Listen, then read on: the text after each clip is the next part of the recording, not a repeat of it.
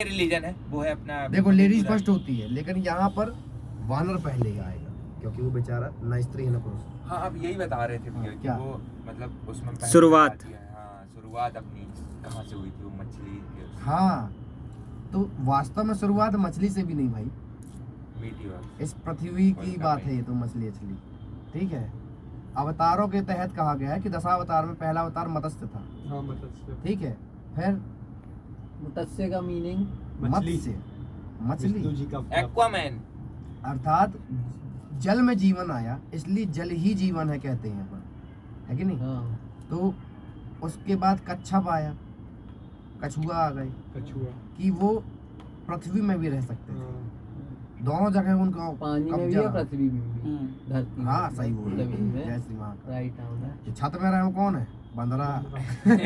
ठीक है, छत में नहीं रहते। वो बंदर तक नहाते हैं भाई। अरे ठीक है यार, भैया पानी नहीं थे तो क्या करूं मैं। मन तो है ना नहाने का। अबे बोल तो रहा हूँ, ये टंकी ऊपर ठीक है। भरी रखी हुई है। तो तीसरा अवतार कौन सा रहा? मत्स्य, कच्छप, फिर कौन आए? वराह। ये तुम लोग सोचो, जो भी हो 10 अवतार में वराह या कूर्म होंगे। ठीक है, तो फिर उसके बाद धरती में रहने वाले बड़ा और कूर्म क्या है? वराह हो गए अपने। अरे यार अपने गांव में है यार, उनका सबसे भव्य मंदिर है, इतना अति प्राचीन, इतनी सी बटैया की कहानी है। वराह नहीं समझते? विष्णु वराह। विष्णु वराह। अच्छा, तुम गए हो क्या? मजौली। तुम गए हो क्या मजौली? अरे वहाँ इतनी सी एक बटैया चांदी नहीं। का पलंग रखा है, मतलब 1-2 किलो का, और पंखा है चांदी का भैया, चलता है वो पंखा, समझ रहे हो? तैं वराह छोड़ के सब दिखाई। नहीं, वो मतलब हम ही लोगों ने वो रखवाया था, भंडारा भी करवाया था, बहुत। तुम लोगों ने रखवाया? 2 किलो का है कम से कम। इधर कोको एक ही बात से सहमत है। मैं हूँ क्या? तो जाना थे, एक ही बात से कोको सहमत है। नहीं इसकी बात से नहीं है, इसकी बात में हो रहा है थोड़ा। इसकी बात से कौन सहमत है? कोई नहीं, इसकी बात से तो कोई भी तो नहीं है। मैं कहने ही का खुद मतलब नहीं ये हुआ। है, पृथ्वी पर अपने हेलो। जनजीवन को विकसित करने कितना कैसे वो एक पड़ाव पार किए हुए हैं। दादा कैसे निकलो पक्षी, तो उसको आप जान सकते हो अपने 10वें अवतार को देख के। ठीक है, पूर्ण पुरुष भाई भगवान रामचंद्र जी, मर्यादा पुरुषोत्तम। उसके बाद कृष्ण जी पूरे लीला पुरुषोत्तम भाग गए कि द मोस्ट इंटेलिजेंट भाई कृष्ण भगवान। उसके बाद अभी भी करोड़ों अवतार हैं, कृष्ण जी की भी हैं, रामचंद्र जी की भी हैं। क्या था कि सतयुग में पहले देवी और देवता दानव तब भी थे, लेकिन अलग अलग लोकों में रहते थे। वो उनका अलग लोक था, भगवानों का अलग स्वर्ग लोक था, उनका नरक लोक था। फिर त्रेता युग में वो एक ही पृथ्वी में आ गए, लंका में रह गए आधे, और भगवान आ गए अयोध्या में। द्वापर युग में एक ही घर में आ गए, कौरव पांडव। और कलयुग में एक ही मनुष्य के भीतर दोनों हैं, भगवान और दानव। जो जिसका अनुसरण करेगा वो उसी के अनुसार जीवन बना लेगा अपना। यदि आप हनुमान जी का अनुसरण करोगे तो आप भक्त बनोगे, बंदरा नहीं। पूरी बात समझिए, हनुमान जी वानराणाम अधीशम है, बंदर नहीं है, उनके अधीश हैं, समझना। उसी प्रजाति में, किंतु कितना वानर का स्वभाव कैसा है? चंचल। अभी सोचो कि मनुष्य शांति से नहीं बैठ पा रहे, खुजा ही नहीं रहा जब से, तो वो कैसा होगा? डबल चंचल। चंचल मन का प्रतीक है हनुमान जी। इसीलिए जब मन भटके वासना में तो हनुमान चालीसा पढ़ाई जाती है। हनुमान जी को याद कर लेने से ब्रह्मचर्य जागता है कि नहीं? हनुमान जी सत्य में ब्रह्मचर्य का प्रतीक है। जबकि सबसे कामासक्त प्राणी कोई है तो वो बानर है। हाँ, सबसे ज्यादा कामासक्त प्राणी बानर है। और उसके बाद हनुमान जी सबसे शांत, अतुलित बल के धाम, लेकिन किसी का खबरा नहीं तोड़ रहे, शांति से अपने घर में अपने बड़े बड़े केले के पत्तों के नीचे बैठ कर राम राम अभी भी जप रहे होंगे। आप मूड पटक के उनको बुलाओ, कभी ना आएंगे। लेकिन आप राम नाम की धुन चालू कर दो, बोलते साथ यही है, मान लो। एक जगह आते ना, हमने सुना है कुछ सालों में 50-55। वो तो एक कहानी के तौर पर एक वनवासी जाती है, श्रीलंका में शायद, राम नामी जाती है, उसका नाम ही है राम नामी। वो अपने पूरे शरीर में राम नाम गुदवाते हैं। हाँ। उनके इधर वो उनको वरदान है पूरे वो है। हाँ हाँ तो उनको भी बिल्कुल हनुमान जी ना हो वो उनकी उसके ऊपर है कि वो पहचान पा रहे हैं या नहीं। वो आएंगे अपनी पूजा करेंगे, उनके अनुसार वो कार्य करते हैं तो वो होता है।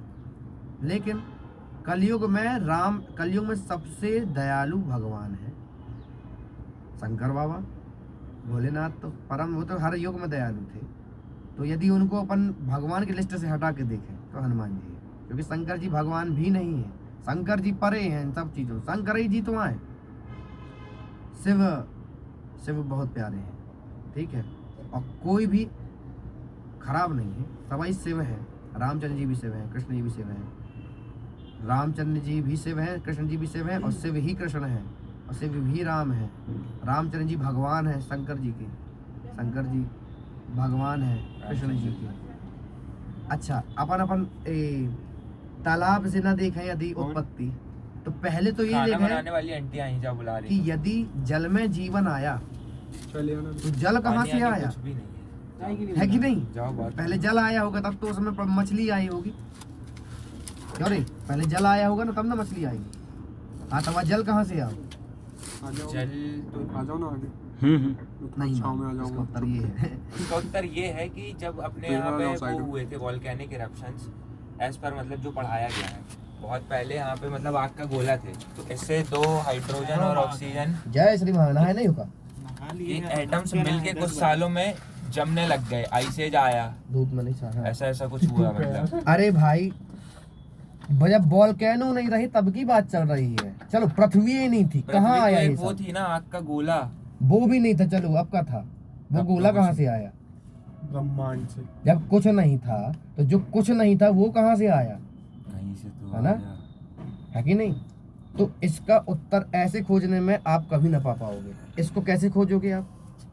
इसको मात्र स्वीकार कर लेने में कि जब कुछ नहीं था और जब सब कुछ था और जब कुछ ना रहेगा तब भी एक चीज विद्यमान रहेगी। वो कौन है? शिव।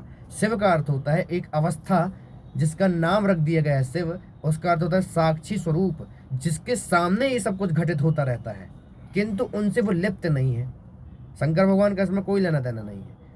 प्रकृति के 3 नियमों उत्पत्ति, पालन और संहार के जो परे रहता हो वो है शिव, किंतु करने वाले भी वही हैं, लेकिन उनसे लिप्त नहीं है। जैसे अर्जुन को कृष्ण भगवान कह रहे हैं कि सुनो, शुद्ध कह रहे हैं मर्डर करने को, वो भी किसका? गुरु जी का। कह रहे गुरु जी है ना, पैर पड़ो, पैर पड़ के आए तो कहते हैं मार दियो, मार दे, लेकिन उसको हत्या नहीं लगी।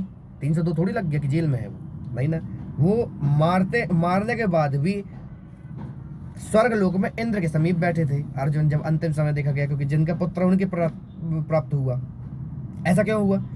कृष्ण भगवान मारने से पहले उसको कैसे मारना है सिखाई।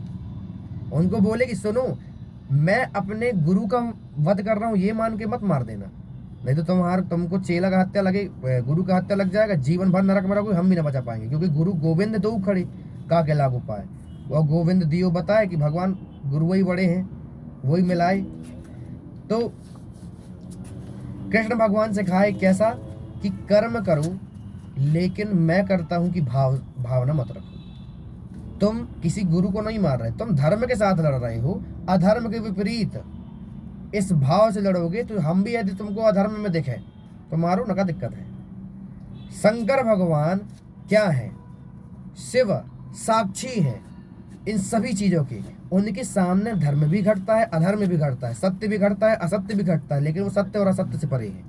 क्योंकि जितने भी प्रिय शिव को जो भी प्रिय लगे वो सत्य के मार्ग से होकर गुजरे, इसलिए अपन ने कहा राम नाम सत्य है। कृष्णम वंदे जगत गुरुम, क्योंकि जो नियम शिव के द्वारा बनाए गए थे वो उन पर चले, और उन पर चलने वाले शिव को पसंद है। शिव को नापसंद कुछ भी नहीं है, लेकिन जिससे कल्याण हो। शिव का वास्तव में परिभाषा क्या है? शिव का अर्थ है कल्याणकारी, जो हर प्रकार से आपका कल्याण कर दे। आप उनको 3 लठ रोज मारो, दिल से मारो, कल्याण हो जाएगा।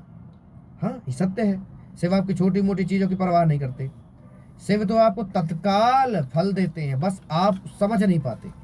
तत्काल मतलब तत्काल बोलने से भी कम समय में वो आपके साथ वो कर देंगे कि आप समझ ना पाओगे। जैसे अभी जो आपके हृदय में उनके प्रति प्रेम उमड़ रहा है, ये शिव का आशीर्वाद ही तो है। अभी इस बात को सुनते सुनते जो हो रहा है, इसको महसूस करके देखो भला, और देखो यार कि अंदर से बहुत इच्छा है कि हम उनके हिसाब से रह लें, लेकिन अपनी आदतें नहीं रहने देती। ये है अपना मन, यही है अर्जुन। अर्जुन कौन है? मन। वो और परमात्मा कौन है? अगर दूसरी भाषा में समझा जाए तो अर्जुन है बद्ध जीव, भगवान है मुक्त परमात्मा। तो वो उनको भी मुक्त कर रहे हैं। उस रथ रूपी शरीर में इंद्रिय रूपी आपके अश्व को संचालित करने वाली रस्सियां बुद्धि के रूप में है। तो यदि बुद्धि, इंद्रियों की लगाम रूपी बुद्धि को परमात्मा के हाथ में सौंप दोगे तो अर्जुन रूपी मन वश में आ सकता है। और ऊपर बैठे हैं हनुमान जी। भक्ति के द्वारा ही सब कुछ होगा। हनुमान जी कौन है? भक्त। हनुमान जी भगवान है ना, लेकिन आए को चेला के रामचंद्र जी के। राम काज करवे को आतुर। हनुमान चालीसा पढ़ने वाले लोग प्रायः लाभ से वंचित इसलिए रह जाते हैं क्योंकि वो उसका भावार्थ जाने बिना उसको पाठ करते हैं। क्या है? कुमति निवार सुमति के संगी है। तो जितने भी लोग सिगरेट पी रहे होंगे वो हनुमान चालीसा का करोड़ों बार भी पाठ कर लें तो उनको फल ना मिलेगा। क्योंकि यदि आपको दिख रहा है और तो भी आप दीवार में भिड़ जाओ तो आप किसको दोष दे दोगे?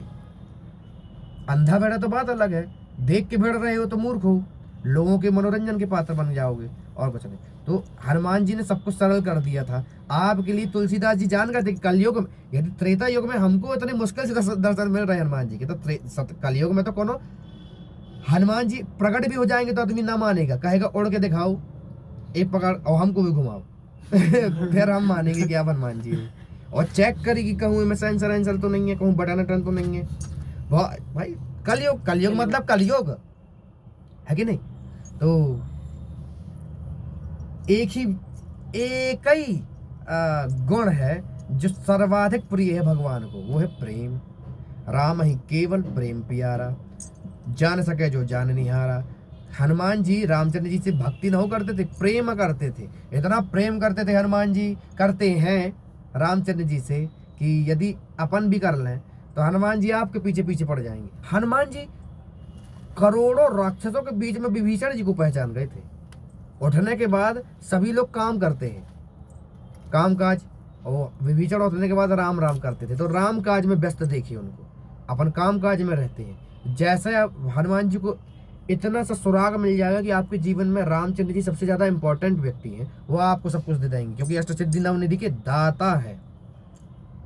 फिर वास्तव में यदि इंपॉर्टेंट रामचंद्र जी होंगे तो आप ये भी ना लोगे क्योंकि वो तो अष्ट सिद्धियों से भी ज्यादा इंपॉर्टेंट है रामचंद्र जी। रामचंद्र जी के हो जाना ही सिद्धि है वास्तव में। हनुमान जी में कुछ विशेषता है तो वो मात्र यही है कि वो रामचंद्र जी के सेवक है, और अन्य कोई विशेषता है उनमें गिनने लायक। वो खुद कहते कि हमारे अंदर कोई बल ही नहीं है क्योंकि हमारे अंदर हमारा बल नहीं है, जो भी है रामचंद्र जी के द्वारा है और रामचंद्र जी का ही है, इसलिए मुझ में कुछ नहीं है। मैं साधारण बंदरा से हनुमान जी कहलाने लग गया। किसके कारण? राम काज करवे को आतुर हूँ। भगवान रामचंद्र जी का काम करने के लिए मैं व्याकुल हूँ। आतुर का अर्थ होता है व्याकुल होना, परेशान रहना, ये सोच के कि यार कहीं हमारा काम किसी लक्ष्मण जी को तो नहीं सौंपे दे रहे। तो हनुमान जी ऐसे ही थे। हनुमान जी क्या करते थे कि वो 24 घंटे उनके शयन कक्ष में रहा करते थे, तो पैरे दबाते रहते थे।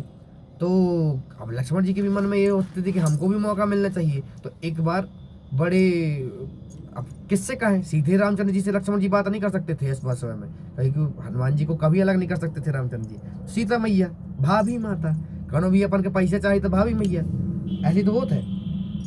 तो बोले माता ने रामचंद्र जी से सबकी चीज की सबको मौका मिलना चाहिए। भाई आप भगवान हो, आपकी सेवा के लिए तो सबको मौका मिलना चाहिए। उन्होंने कहा ठीक है। हनुमान जी से उन्होंने बोला कि हनुमान जी अब ऐसा ड्यूटी लग गई है कि अब आप का ये वाला कार्य लक्ष्मण जी करेंगे। तो उन्होंने कहा प्रभु रो दिए। उन्होंने कहा अरे आप हमको दूर भगा रहे हो, अरे ऐसा वैसा। तो उन्होंने कहा कि ऐसा नहीं है, आपको भी हम एक सेवा दे देते हैं। आप एक काम करो कि भगवान को जब जब जमाइया चुटकी बजाना, यही आपकी सेवा है। लक्ष्मण जी को, हाँ हनुमान जी को। अब हनुमान जी को सेवा से मतलब होता था। हनुमान जी को इससे मतलब नहीं कि अरे हमको मूड़ई मीजने की सेवा चाहिए, ऐसा नहीं, कुछ भी। जैसे आजकल के भक्तों को चाहिए कि गर्भगृह में घुसना है, शंकर जी को लिपट जाना है और बाहर आके सिगरेट पीना है, तो ये अलग चीज है। लेकिन हनुमान जी को चाहिए कि राम काज मिल जाए, बाकी हम ही कोनो मतलब नहीं है कोनो से। तो नहीं मिलेगा वो कि भाई चुटकी बजाओगे जब आप जमाई आए।